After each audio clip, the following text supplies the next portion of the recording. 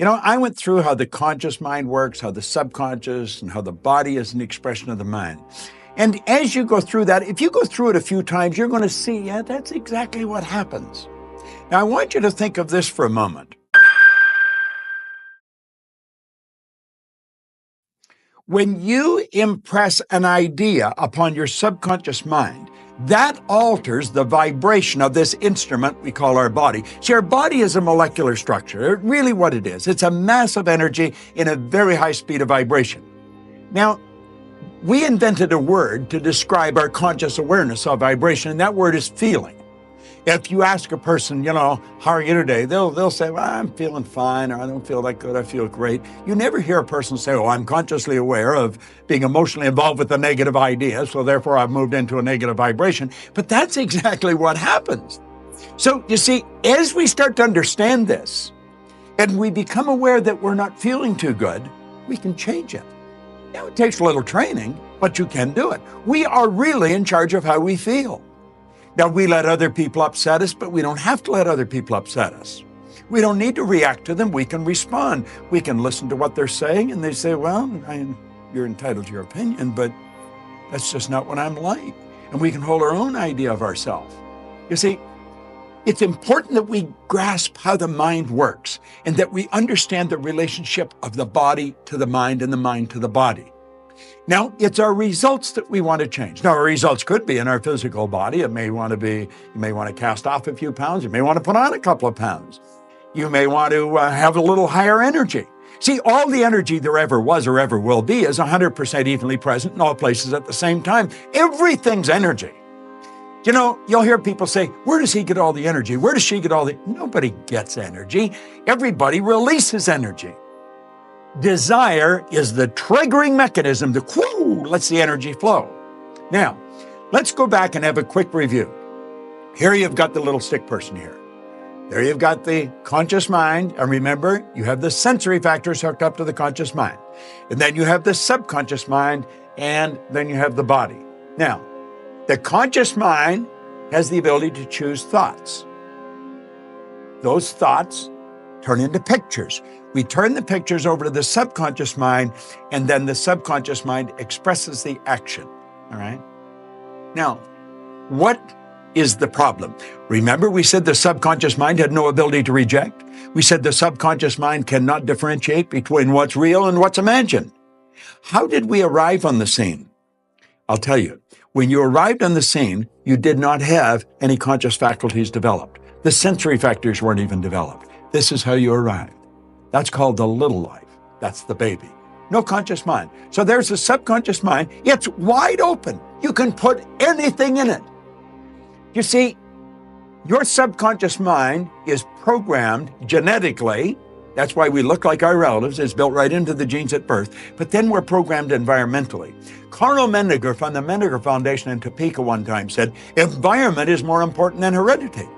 Why do you think you speak the language you speak? You speak that language because you were surrounded by people that speak that language in your little life. And the language just went right into the subconscious mind. If you grew up in a home that was bilingual, you learned both languages. I had an associate over in Kuala Lumpur, had a little boy, he spoke 4 languages at 4 years of age. And you'd look at that and you'd say, my gosh. No. The baby was programmed. Why do you like the food you like? It's programming. That's right. Now, let's stop and think about the environment we were raised in. Here's the baby, and look at the ideas and the thoughts and the concepts that are going on around that baby are going right into that baby's subconscious mind. Now, through repetition, over and over and over again, and remember, the baby's getting it all day, all week, every week, all month, every month, all year, and this goes on for 4 or 5 years. And the baby reaches the age of 4 or 5 where they can start to think that baby's programmed. That baby is programmed to think like the people it had been surrounded by. If the people that surrounded that baby had gone right through school, the baby will probably grow up and go right through school. If the people that were surrounding that baby always lived in hard times, never had any money, always in debt, that's probably how that baby's going to grow up. Now, this is bizarre, but this is how it happens. It's how it happens for me. I was raised during a depression. We didn't have any money. There was always talk about no money. You should be satisfied with what you've got. Well, that's not true. You should never be satisfied with what you've got. You should be happy with what you've got. Dissatisfaction is actually a creative state. So here we have now a baby that has been programmed. Now, let's take and think for a moment. What happens when that baby starts to think for itself? Now think of this. The paradigm controls the vibration controls the action which produces the result. Now here we go. Here you got the baby with the paradigm, and the conscious faculties have developed. They have the ability to think. There's a power flowing into them. What are they going to think? They're going to think thoughts that are in harmony with that paradigm. That's right. We've been raised to believe you go to work to earn money. Do you know that working is the very worst way to earn money? That's right. You should go to work for satisfaction, not for money. You provide service for money. You can earn money while you're sleeping. In fact, we have programs where we teach people to actually earn more money while they're sleeping than they'll ever need to use while they're awake. You say, well, that's a pipe dream. No. That's a paradigm that causes you to think that's a pipe dream. There's people doing that are nowhere near as bright as you. But here we are now. We've got the person. They've been programmed in their little life genetically and environmentally. That paradigm is nothing but a multitude of habits. A habit is an idea that's been programmed into the subconscious mind over and over and over again. Now, the paradigm is literally controlling the behavior. Consciously, you can think of one thing, but subconsciously, the other idea will be controlling you. See, we can sit down and we can read these self-help books, we can listen to the recordings, and we say, yeah, well, I can do that. That makes sense. That's logical. But then we can't do it. Why? Now think of this for a moment. I want you to imagine that you're going to accept an idea right now to turn your annual income to a monthly income.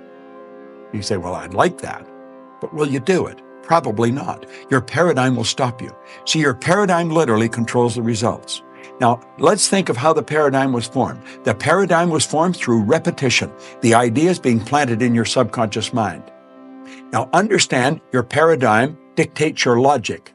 Your paradigm controls how you utilize your time. Your paradigm controls your perception of situations. Your paradigm controls your effectiveness. Your paradigm controls the amount of money you earn. If you want to change your life, you must change your paradigm.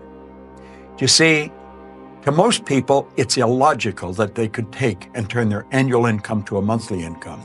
But if you follow our teachings, we'll show you exactly how to do that. We'll show you how to accomplish anything you want to accomplish, because what we're focused on is showing you how to change the paradigm. When the paradigm's changed, your life changes.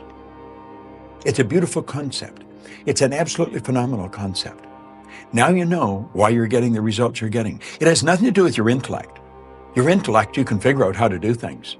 That doesn't mean you're going to do them.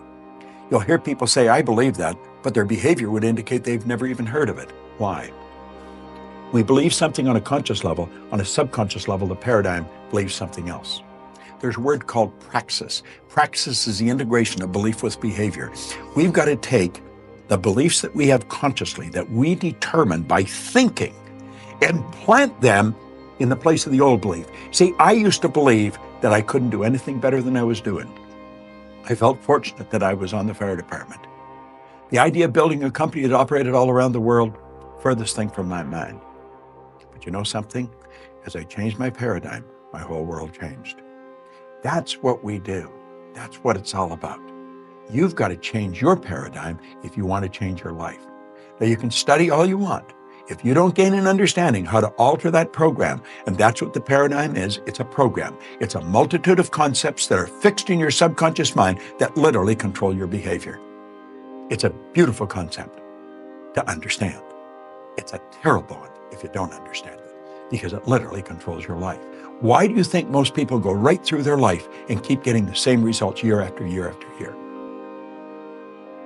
Well, it's just the way it is, and they don't know. We should be taught this in school, but we're not. How was the paradigm formed? Through the repetition of information. How's the paradigm changed? Repetition of information. Now, let's suppose you're having a difficult time with money. You find that you got more going out than coming in. You've got to change your concept about money. How do you do that? Through the repetition of an idea. That's where affirmations comes in. I'll give you one that I've been using for years. I am so happy and grateful now that money comes to me in increasing quantities through multiple sources on a continuous basis. I am so happy and grateful now that money comes to me in increasing quantities through multiple sources on a continuous basis. You don't just say that once or twice. You've got to repeat that maybe 1,000 times a day, every day for maybe 90 days, and you'll start to change your whole concept about money. Wealthy people all have multiple sources of income. Now, I'm going to tell you what happened to me. I drove around with a battery-operated record player and a long-playing record, and I played it over and over again every day for probably a couple of years.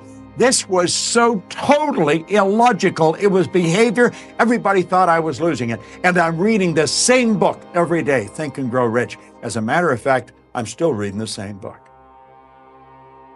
And it was the repetition of Earl Nightingale's information in the book that changed the paradigm. I didn't know what I was doing. I didn't understand what I was doing, but I did it.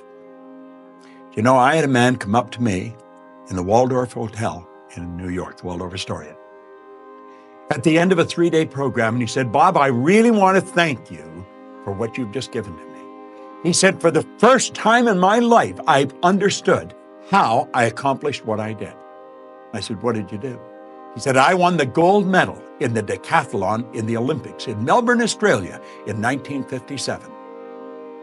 That's right. Milt Campbell. And he said, "I never understood how I did it." He said, "The next time you run a seminar, I want to bring my boys." And he did. Milt and I became great friends. In fact, Milt has a key to our house. He can come stay there anytime he wants. I live in Toronto. He's in New Jersey.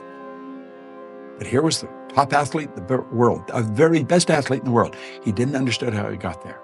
Most people that are very accomplished cannot tell you why they are. That's why they are. They've rewritten the program. They changed the paradigm. They might not have understood how they did it, but they did it. I want to thank you for watching this. But I'm going to ask you to share it with other people. Share it with them. Say, "Come and watch this." Start a rapport.